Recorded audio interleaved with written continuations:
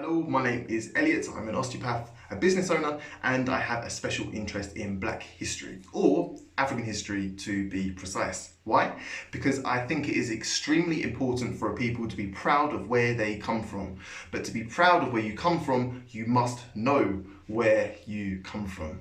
I want to share with you where I come from. I want to tell you the story of my family and my people. Now, as I speak to you, you may experience conflict, and I want you to listen to it. You see, conflict is your subconscious mind telling you that something doesn't quite fit right. It doesn't quite sit right. I want you to listen to this, because if we explore as to why something doesn't feel right, we will have some truly reflective, interesting conversations. There is no judgment here. The conflict you may experience may give rise to such thoughts as, why can't I say the N-word? Why do Black people always have such a chip on their shoulders? Why do they get a month of history just for themselves? If they don't like it here, why don't they just leave? Why do they care so much about the police when they kill each other at a much higher rate? Now, these are all worthwhile topics for discussion that I will happily discuss with you. So please comment any thoughts that you might have, because I've had these discussions before, and I have to be honest, they bring enlightenment to the other side. You want to ask these difficult questions? Go for it, please, because I'm sure I'll be able to clarify our perspective as Black people to you by answering these questions.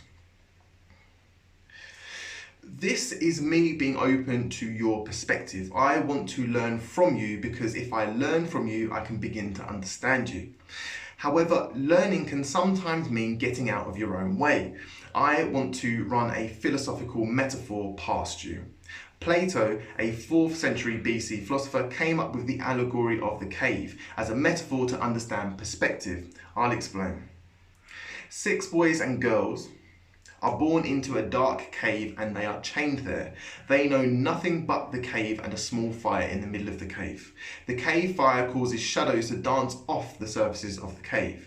The 6 boys and girls grow into 6 men and women, and after a lifetime they begin to recognize the shadows of the cave wall as reality. One of the 6 breaks free. He wanders the cave and sees the light in the distance. He goes towards the light and exits the cave to see all the wonders of the world, the greens, the blues and the yellows, the plants and the animals.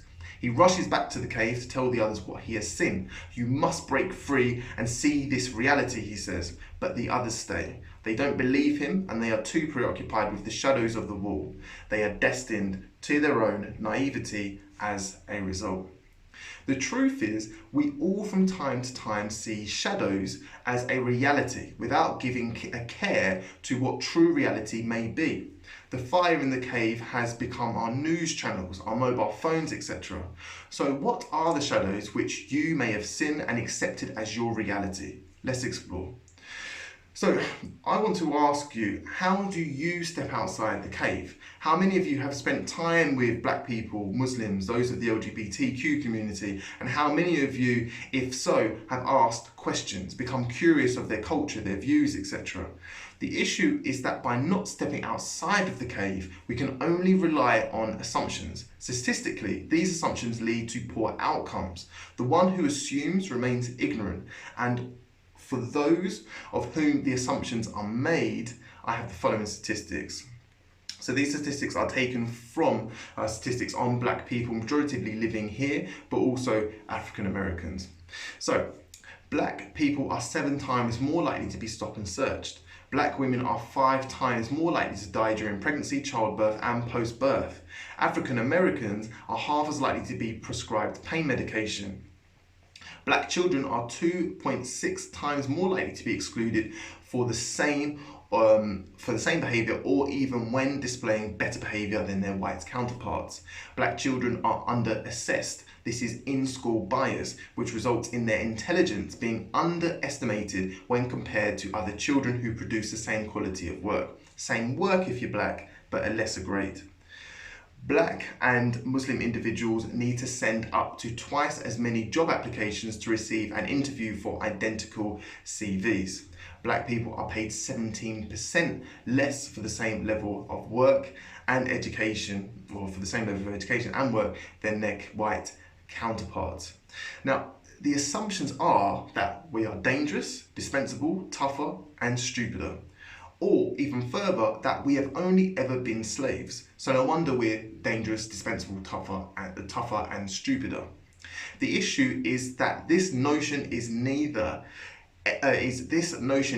never questioned, or that the evidence to suggest otherwise is never realised. The truth couldn't be more different. But because of how British history is portrayed, no alternate dialogue is offered. I want to tell you the story of my family and my people, my lineage, and I hope that this serves to lead people out of their cave, to prevent them from having to rely on the shadows bouncing off of the walls of the cave. The true story is the collision of international powers with great might. The story starts shortly after the Prophet of Islam, Muhammad. Europe was deep in the Dark Ages after the collapse of the Roman Empire. Robert Briffault, a keen student of development of culture, wrote the following commentary on this part of world history. Europe lay sunk in a night of barbarism, more awful and horrible than that of the primitive savage, for it was the decomposing body of what had been a great civilization. Cities had practically disappeared. The remains of the population dwelled in huts, built among the ruins of the amphitheatre. Famines and plagues were chronic. Cases of cannibalism were not uncommon. There were manhunts not with a view to plunder, but for food. It is on record that at Taunus on the Saône, human flesh was publicly put up for sale. In the Middle East, however, in the 6th century AD, Muhammad founded the religion of Islam and instructed his followers to seek knowledge. Islam quickly spread across North Africa by trade and by conquest. As these Muslims travelled and conquered, they became to be known as the Moors. The Moors' thirst for knowledge led them to the great library of Alexandria in Egypt, where they had acquired the Greek and Roman classics and the Bible. The Moors later invaded southern Spain and spread their thirst for knowledge, high literacy rates and scientific inquisition into Europe.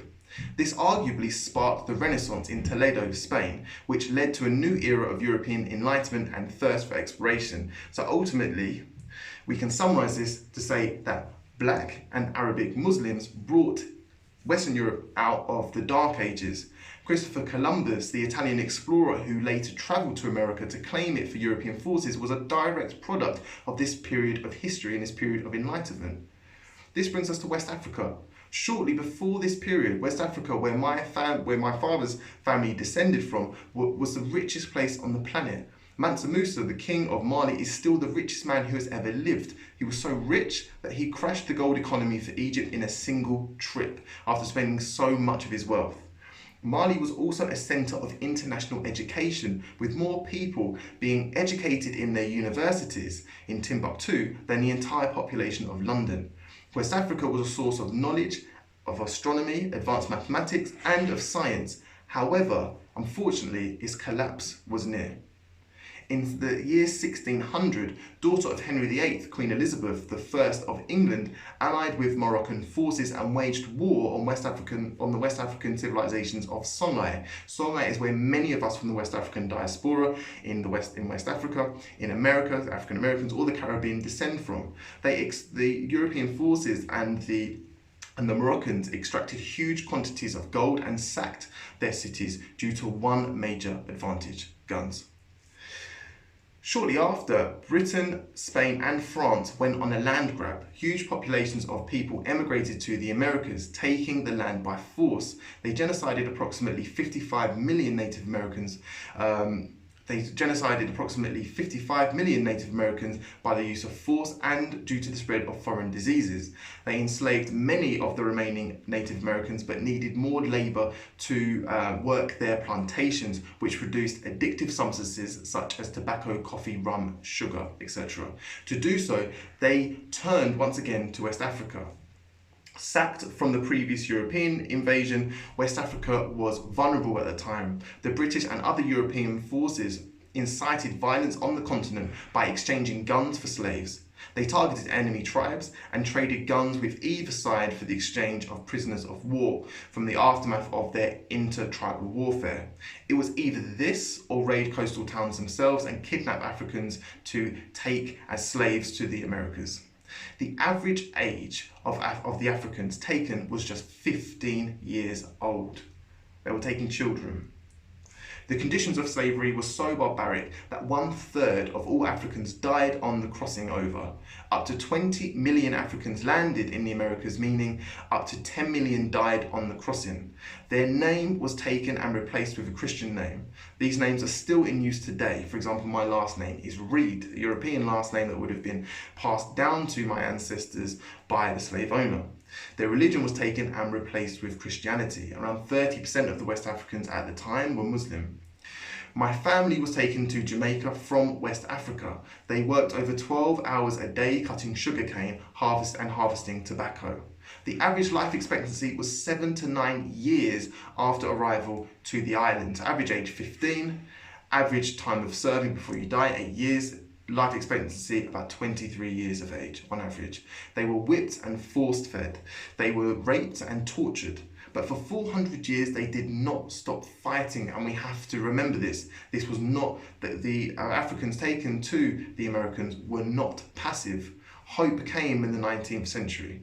In France, the screams of liberty, equality, and fraternity during the French Revolution travelled across the Atlantic to Haiti, a French slave colony.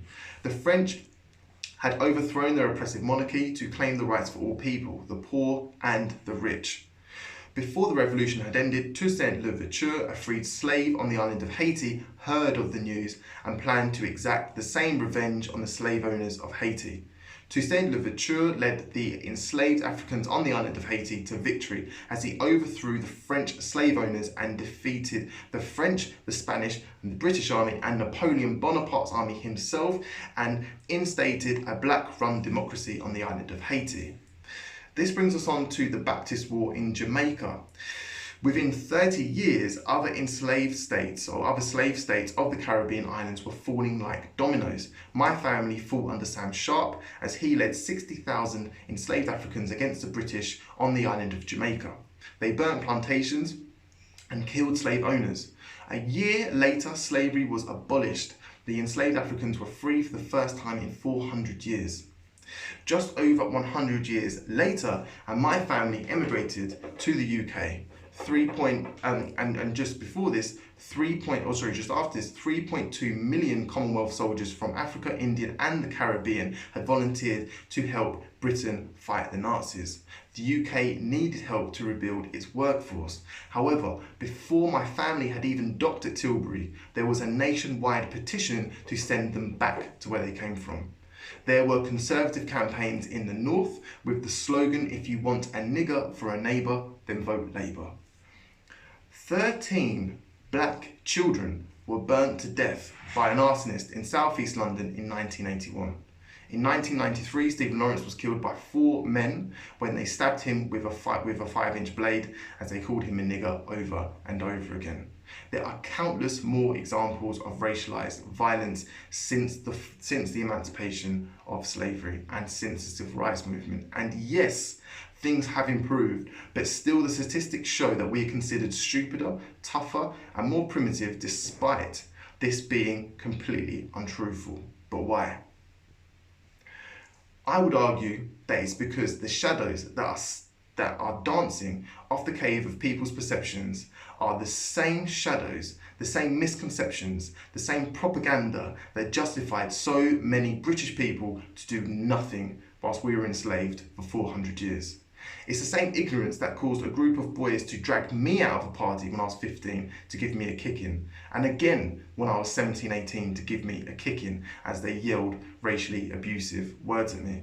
The same shadows of this misunderstanding, or the same shadows of misunderstanding, caused a man to demand his wife not to sit next to me and my Nigerian friend on a plane. The same images which caused my classmates to send images of monkeys to my phone when they found out what my mobile number was. The same shadows of misconception which caused one of my patients to tell me that your lot shouldn't really be here, or another to say that I'm the odd one out because I'm young, hardworking, educated, and black.